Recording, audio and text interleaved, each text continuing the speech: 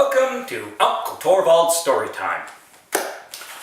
These stories are from my 36 years of life living in the current Middle Ages of the Society For Creative Anachronism. Been around a long time, have a lot of stories, and within our group we often refer to these as a no shit there I was story, because that's usually what we say when we begin. No shit, there I was. And being a storyteller, poet, singer, songwriter, I've always felt that it's part of my job to record the stories that I have been witness to or been involved in, and to share them with other people. And they usually do end up being fairly humorous, especially in hindsight sometimes. However, that is what these stories collection is about. I refer to them as the good old days. Some of these stories take place a long time ago, some of them are more recent. This one takes place quite a while back. When I joined the SCA a few years in, there was a gentleman who was knighted that I looked up to greatly and admired, and helped from the first moment that I got involved in the SCA as a fighter. And I had always told him that if he ever did get knighted, I wanted to be his squire. And once he did achieve that recognition, I became his first squire. His name was Sir Geoffrey of Griffinhold. And he did, of course, end up getting other squires as well. My squire brother and good friend, matter of fact, my best friend still, Vlasta Ulvaeus of the Wild Hare, although his hair isn't quite so wild anymore, and he has since changed his name to Vlasta Ulvaeus von der Weissenson. And one of the others was Garth of Windhaven, who went on to also be knighted and become a viscount in our group. That's achieved by winning a tournament and becoming prince. Geoffrey eventually goes on to become a prince, a viscount, and then become king once and become an earl.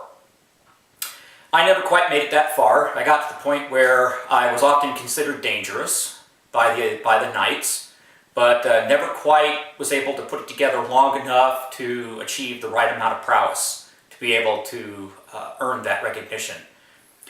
So at any rate though, what this story is about something of a tradition that was created among us squires of Geoffrey. It involves a couple of stories. The tradition was, or at least had become, that you could not be a true Geoffrey squire if he didn't kill you at least once while you were fighting on his side. So we'll start with the first time that happened to me. I know it's happened more than once, but there was one particular instance that it was very memorable. And it took place at a small war at Skyline Park in the city of Napa in Napa County, California. That was where I lived, the barony of Vinhold. Go figure. Wineries, Vinhold. And in this particular war, we fight scenarios of different types: open field battles, castle battles, and bridge battles. And this particular instance takes place in one of the bridge battles. Now, we often cannot find bridges that we can actually fight on. In some cases, it's simply not safe, because if we do fall off the bridge, bad things can happen. And so usually for a bridge battle, we take a whole bunch of hay bales and line them up, and that qualifies as a bridge. And if you are knocked off the bridge, you're considered to be dead, or at least out of the scenario. It's not all that easy to fight in in armor.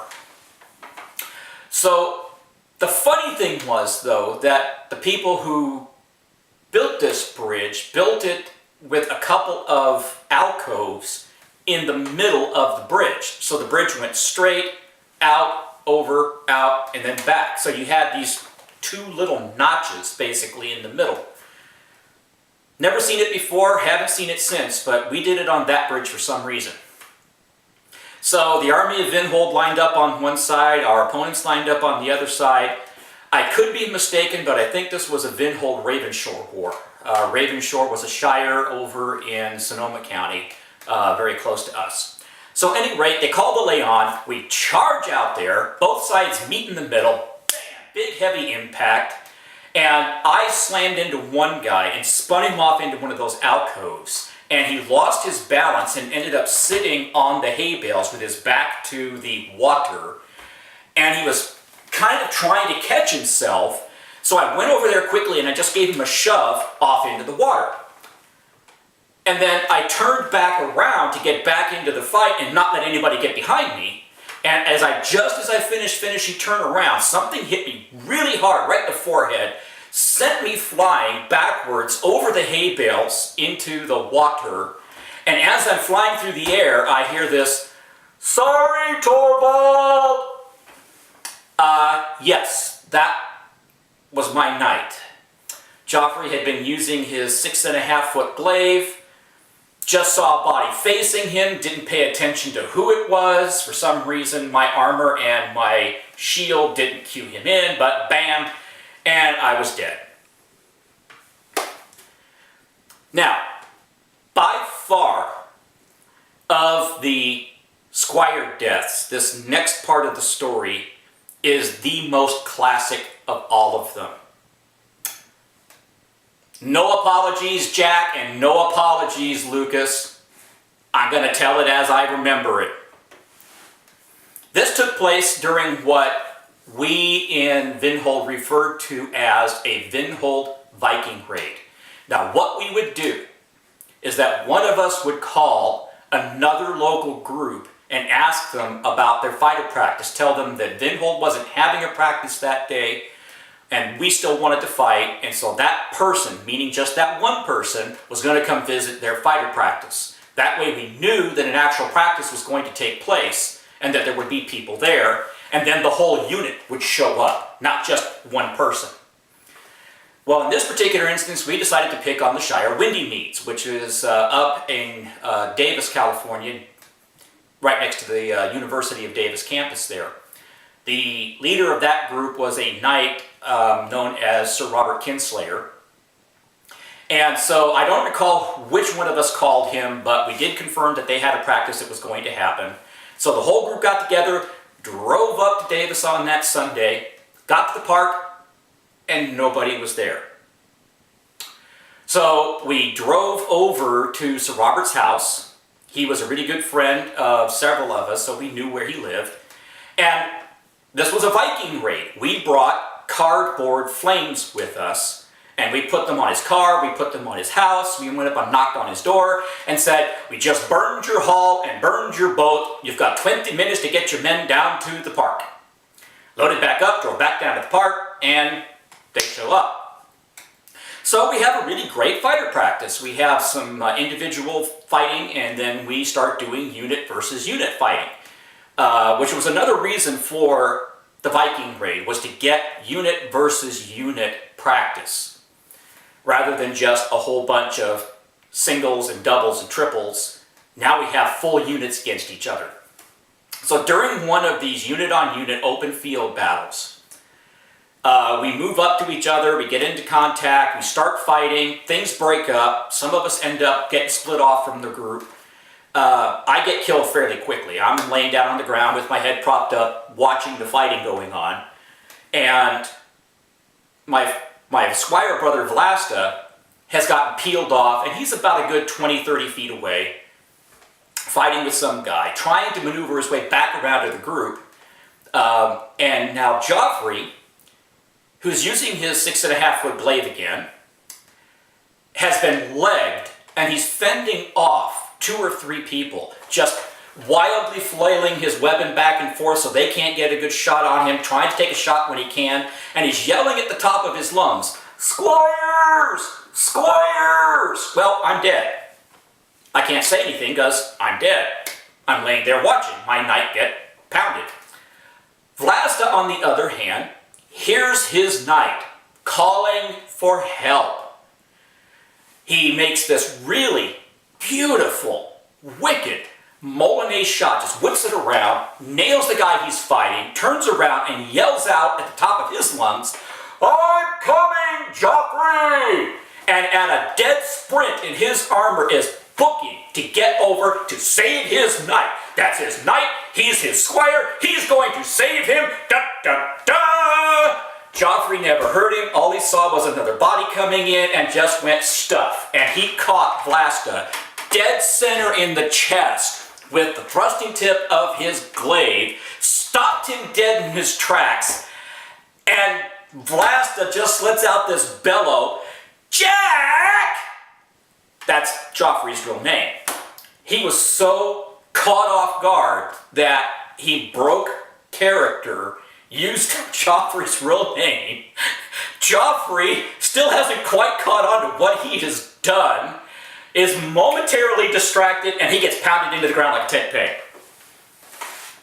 Vlasta was so upset with Geoffrey that he wouldn't talk to him for a while. In the meantime, I'm laying face down in the ground, laughing into the turf because I just can't help it. Garth is over there laughing his head off.